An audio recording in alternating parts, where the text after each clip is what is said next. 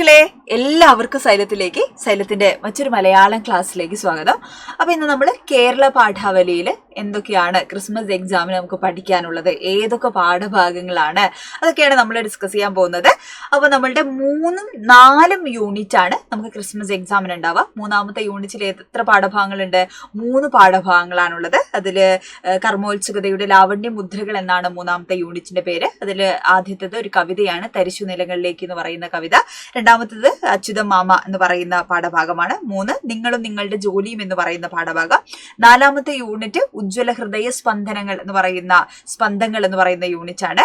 അതിൽ 3 പാഠഭാഗം. സ്വാതന്ത്ര്യം തന്നെ ജീവിതം, അരുവിപ്പുറത്ത് നിന്നൊരു സന്ദേശം, കാണുന്നുണ്ട് അനേകം അക്ഷരങ്ങൾ എന്ന് പറയുന്ന 3 പാഠഭാഗങ്ങൾ. ഇങ്ങനെ 6 പാഠഭാഗങ്ങളാണ് നമുക്ക് പരീക്ഷിക്കേണ്ടായിരിക്കും. 6ഉം പഠിച്ചോളാം അല്ലെ. അപ്പോ എന്താ പറയാ, നമ്മൾ പഠിക്കാത്തത് കൊണ്ട് എന്ത് ചെയ്യരുത്, നമുക്ക് അറിയാണ്ടായി പോകരുത്. 6 പാഠഭാഗങ്ങളും അടിപൊളിയായിട്ട് പഠിക്കുക. അടിപൊളിയായിട്ട് നമുക്ക് സൈലത്തിന്റെ കൂടെ പഠിക്കണം. അപ്പൊ ഇന്ന് നമ്മൾ പഠിക്കാൻ പോകുന്നത് ഈ വീഡിയോയില് നമ്മളുടെ 3ാമത്തെ യൂണിറ്റ് ആണ്. എന്താണ് യൂണിറ്റ് എന്നാണ് പഠിക്കുന്നത്. അതിലൊരു ചിത്രമാണ് യൂണിറ്റിന്റെ പ്രവേശകമായി തന്നിട്ടുള്ളത്. 3ഉം 4ഉം യൂണിറ്റും അതേപോലെ ഓരോ പാഠഭാഗത്തിനും അനുബന്ധ വാക്യങ്ങളൊക്കെ തന്നിട്ടുണ്ട് ടെക്സ്റ്റിൽ അല്ലെ. അതൊക്കെ ചോദ്യങ്ങളാണ്. നമുക്ക് 2 മാർക്കിനും 3 മാർക്കിന്, ചിലപ്പോൾ 2 മാർക്കിനോ 3 മാർക്കിനോ ആയിരിക്കും നമുക്ക് ചോദ്യങ്ങൾ ഉണ്ടാവുക. അപ്പൊ അതിനൊക്കെ നമുക്ക് ചോദിക്കാൻ സാധ്യതയുള്ളതാണ് ഈ അനുബന്ധ വാക്യങ്ങൾ ഉൾപ്പെടെ. യൂണിറ്റ് പ്രവേശകങ്ങൾ ചിലപ്പോൾ 7 മാർക്കിനും ചോദിക്കാം അല്ലെ. അങ്ങനെ ചോദിച്ചിട്ടുണ്ട് മുൻ പരീക്ഷകളിലൊക്കെ. അപ്പൊ അതൊന്നും നിസ്സാരമാണെന്ന് കരുതരുത്. അനുബന്ധ വാക്യം എന്ന് പറഞ്ഞു കഴിഞ്ഞാല് നമ്മുടെ ഓരോ ചാപ്റ്റർ തുടങ്ങുന്നതിന് മുമ്പ് എന്താണ് ഒരു വാക്യം നമ്മൾ കാണാറില്ലേ. അപ്പൊ അതും എന്താണ് പരീക്ഷയ്ക്കുള്ള ചോദ്യമാണ് കേട്ടോ. അതിൽ നമ്മളോട് ചോദ്യങ്ങൾ ചോദിക്കാം. അപ്പോൾ അത്രയും കാര്യങ്ങൾ അല്ലെ ഈ ഒരു യൂണിറ്റിന്റെ പ്രവേശകമാണ് എന്ത് ചെയ്യുന്നത് നമ്മൾ ഇന്ന് ഡിസ്കസ് ചെയ്യാൻ പോകുന്നത്. ഇതേപോലെ മക്കൾക്ക് ഏതെങ്കിലുമൊക്കെ പാഠഭാഗങ്ങൾ ആവശ്യമുണ്ടെങ്കിൽ എന്ത് ചെയ്യണം, കമന്റ് ചെയ്യണം. ഈ ഒരു വീഡിയോയുടെ താഴെ കമന്റ് ചെയ്യണം. ബാക്കി നമുക്ക് ലൈവുകളിലൊക്കെ ആയിട്ട് എന്ത് ചെയ്യണം, ബാക്കിയുള്ള പാഠഭാഗങ്ങളൊക്കെ നമുക്ക് പരീക്ഷയ്ക്ക് വേണ്ടിയിട്ട് ഉഷാറായിട്ട് അടിപൊളിയായിട്ട് സെറ്റ് ആക്കണം. ഇപ്പൊ മലയാളം നമുക്ക് ഭയങ്കര ബുദ്ധിമുട്ടൊന്നും ഇല്ലാതെ നമുക്ക് ഫുൾ മാർക്ക് സ്കോർ ചെയ്യാൻ പറ്റുന്ന വിഷയങ്ങളാണ് അല്ലെ. മലയാളം ഫസ്റ്റ് ആയാലും സെക്കൻഡ് ആയാലും. അപ്പൊ കുറച്ചൊരു ശ്രദ്ധ വേണം. അതിനാദ്യം നമുക്ക് വേണ്ടത് എന്താണ്, ഏറ്റവും അല്ലെ ഇമ്പോർട്ടന്റ് ആയിട്ടുള്ളത് പാഠഭാഗങ്ങളുടെ ആശയം നമുക്ക് മനസ്സിലാവുക എന്നുള്ളതാണ്. പിന്നെ നമ്മൾ ചോദ്യത്തിന്റെ ഘടന, മാർക്കിനനുസരിച്ച് ചോദ്യം അല്ലെ ഉത്തരം എഴുതുന്നത്, ഇതൊക്കെ നമ്മൾ പഠിച്ച് സെറ്റായി കഴിഞ്ഞാൽ എന്ത് ചെയ്യുന്നു, മലയാളത്തിന്റെ ഫുൾ മാർക്ക് നമ്മളുടെ കയ്യിലിരിക്കും. അപ്പോൾ നമ്മൾ ഇന്ന് എന്ത് ചെയ്യാണ്, 3rd യൂണിറ്റ് ആണ് നമ്മൾ വിശദീകരിക്കാൻ പോകുന്നത്. കർമ്മോത്സുകതയുടെ ലാവണ്യ മുദ്രകൾ എന്നാണ് നമ്മളുടെ യൂണിറ്റിന്റെ പേര്. അപ്പൊ ഇവിടെ ഒരു ചിത്രമാണ് അല്ലെ നമുക്ക് തന്നിട്ടുള്ളത്. നോക്കൂ നിങ്ങൾ, ഈ ഒരു ചിത്രത്തിൽ പല തരത്തിലുള്ള ആയുധങ്ങൾ കാണാം അല്ലെ. ഇതെന്താണ്, ഒരു പാത്രമൊന്നും അല്ല അല്ലെ, ഒരു മനുഷ്യന്റെ കൈയാണ് അല്ലെ. അപ്പൊ മനുഷ്യന്റെ കൈ സൃഷ്ടിച്ചിട്ടുള്ള നേട്ടങ്ങളെ കുറിച്ചാണ് എന്ത് ചെയ്യുന്നത് ഈ ഒരു യൂണിറ്റിൽ അല്ലെങ്കിൽ ഈ ഒരു ചിത്രത്തിൽ പറയുന്നത്. മനുഷ്യ അധ്വാനത്തിന്റെ ചരിത്രമാണ് എന്ത് ചെയ്യുന്നത് പറയുന്നത് കേട്ടോ. മനുഷ്യന്റെ അധ്വാന ചരിത്രത്തെ കുറിച്ചാണ്. അവൻ വളർന്നു വന്ന അല്ലെ പല പല വഴിയിലൂടെയാണ് എന്ത് ചെയ്തതെന്ന് ഇന്ന് കാണുന്ന രീതിയിലേക്ക് മനുഷ്യൻ എന്ത് ചെയ്തിട്ടുള്ളത്, വളർന്നു വന്നിട്ടുള്ളത് അല്ലെ. അപ്പൊ ആ അധ്വാനത്തിന്റെ ലോകത്തെയാണ് എന്ത് ചെയ്യുന്നത് കാണിക്കുന്നത്. അപ്പൊ ആ മനുഷ്യ അധ്വാനത്തെ അല്ലെങ്കിൽ ഈ കാണുന്ന രീതിയിലേക്ക് നമ്മളുടെ ഭൂമിയെ മാറ്റി തീർത്തിട്ടുള്ളത് എന്താണ്, മനുഷ്യന്റെ അധ്വാനമാണ്. ആ ചരിത്രത്തെയാണ് നമ്മളിവിടെ ഓർക്കുന്നത്. അപ്പൊ മണ്ണിൽ പണിയെടുത്ത് അല്ലെ, എന്താ പറയാ, വിയർപ്പ് അല്ലെ, സന്തോഷം അനുഭവിച്ചവരായിരുന്നു ആദ്യത്തെ തലമുറ അല്ലെ. കലപ്പയും കൈക്കോട്ടും ഒക്കെ ഉപയോഗിച്ച് കർഷകരായി വന്ന ആളുകളാണ്. അങ്ങനെയുള്ള ഒരു തലമുറയായിരുന്നു നമ്മുടെ മുൻ തലമുറ എന്ന് പറയുന്നത്. പിന്നീട് എന്ത് ചെയ്യാണ്, സാങ്കേതിക വിദ്യയുടെ വരവോടുകൂടെ അല്ലെ പലതരത്തിലുള്ള കാര്യങ്ങൾ നമുക്ക് കാണാൻ പറ്റുന്നുണ്ട് ഈ ഒരു ചിത്രത്തില്. സാങ്കേതിക വിദ്യയുടെ വരവോടുകൂടെ എന്ത് ചെയ്യുന്നു, അധ്വാനം ലഘൂകരിക്കാം അല്ലെ, ലളിതമാക്കാമെന്ന് മനസ്സിലാകുന്നു. പക്ഷെ എന്താണ്, ലഘൂകരിച്ചെങ്കിലും പഴയതിനേക്കാൾ കൂടുതൽ എന്ത് ചെയ്യാണ്, മനുഷ്യരുടെ തിരക്കുകൾ മാറുന്ന ഒരു കാലമാണ് അല്ലെ.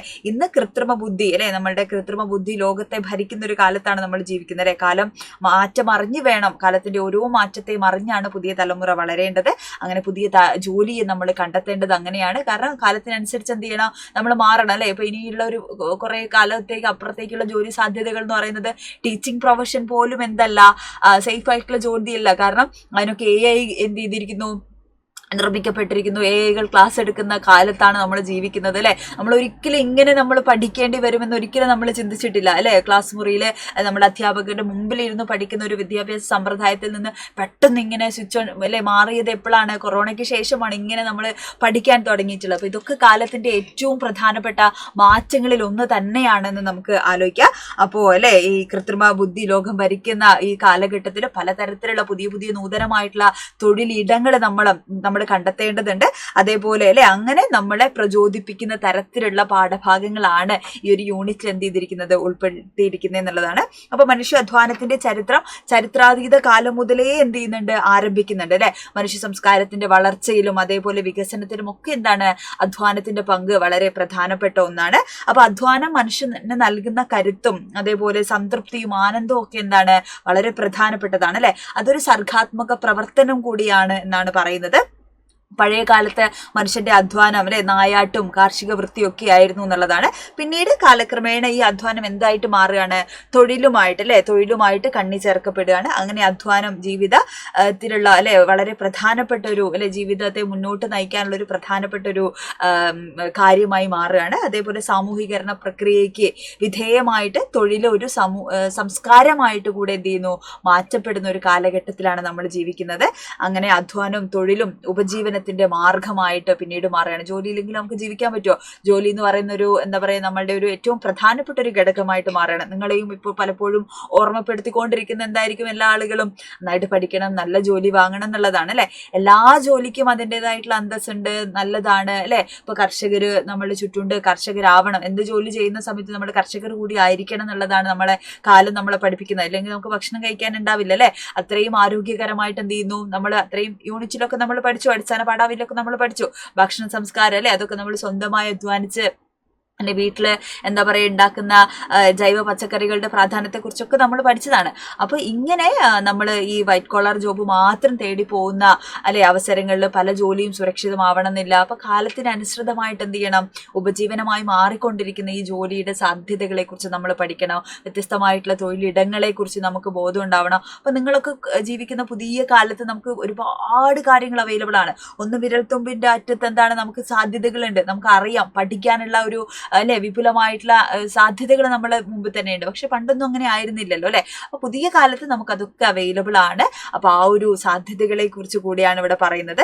കാർഷിക വൃത്തിയിൽ മാത്രം ഏർപ്പെട്ടിരുന്ന ഒരു സമൂഹം കലാന്തരത്തിൽ എന്ത് ചെയ്യാണ്, വ്യത്യസ്തമായിട്ടുള്ള തൊഴിൽ രീതികളിലേക്കും തൊഴിലിടങ്ങളിലേക്കും തൊഴിൽ മേഖലകളിലേക്കും ഒക്കെ കടന്നു ചെല്ലുകയും തൊഴിൽ രംഗം വ്യവസായവൽക്കരണത്തിനും യന്ത്രവൽക്കരണത്തിനും കമ്പ്യൂട്ടർ വൽക്കരണത്തിനും വിധേയമാവുന്ന ഒരു കാഴ്ചയാണ് എന്ത് ചെയ്യുന്നത് നമ്മൾ കാണുന്നത്. അപ്പൊ തൊഴിൽ മേഖലയിൽ വലിയ തോതിലുള്ള മാറ്റങ്ങൾ ഉണ്ടായപ്പോൾ തൊഴിലിടങ്ങളിൽ എന്താണ് ജീവിതോപാധി എന്നുള്ള ഇതിനപ്പുറത്തേക്ക് ധനസമ്പാദനത്തിലുള്ള അല്ലെ പൈസ ഉണ്ടാക്കുക എന്നുള്ളൊരു കാര്യത്തിലേക്ക് കൂടെ നമ്മളുടെ തൊഴിലിടങ്ങളൊക്കെ മാറുന്ന ഒരു കാഴ്ചയാണ്.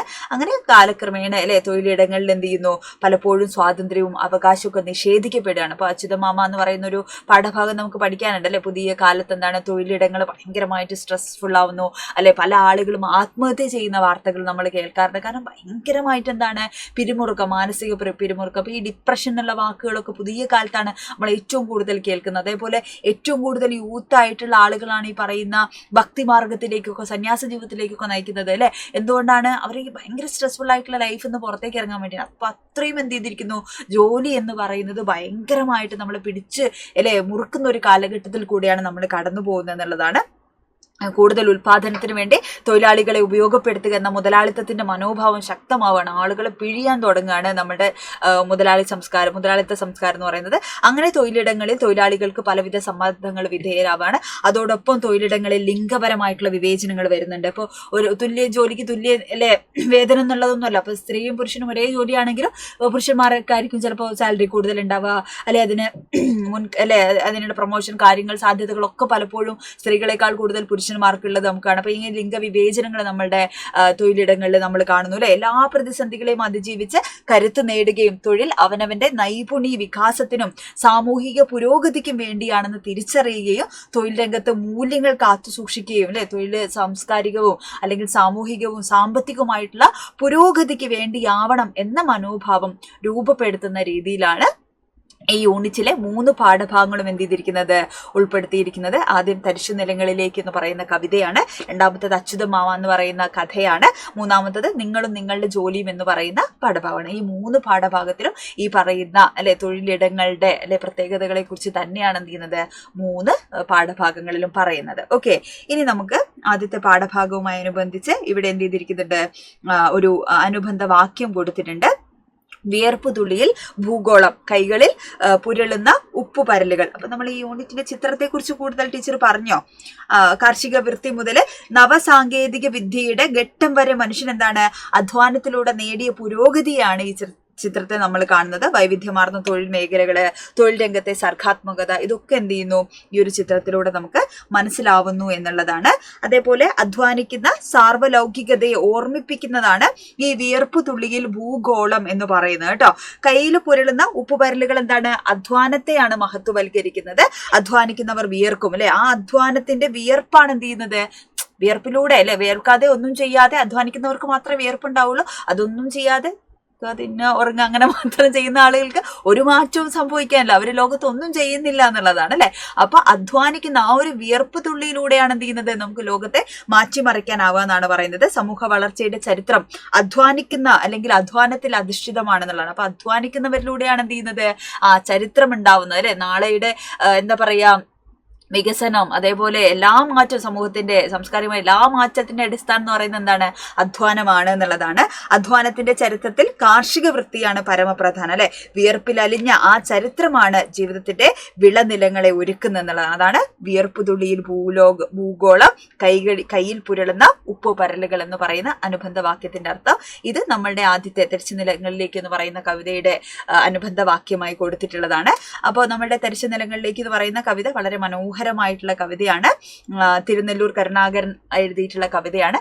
അടുത്ത വീഡിയോകളിൽ എന്ത് ചെയ്യാം, നമുക്ക് മറ്റു പാഠഭാഗങ്ങളിലൊക്കെ നമുക്ക് ഇതുപോലെ പഠിക്കേണ്ടതുണ്ട്. ഓരോ പാഠഭാഗങ്ങളും അത്രയും ഇമ്പോർട്ടൻ്റ് ആയിട്ടുള്ള പാഠഭാഗങ്ങളാണ്. അപ്പം നിങ്ങൾക്ക് അറിയാത്ത പാഠങ്ങൾ ഉണ്ടെങ്കിൽ ഏതാണ് ആദ്യം വേണ്ടത്, ടഫായിട്ടുള്ളതൊക്കെ ആദ്യം പഠിച്ചു വെച്ചാൽ കുറച്ചുകൂടെ സിമ്പിളായിരിക്കും.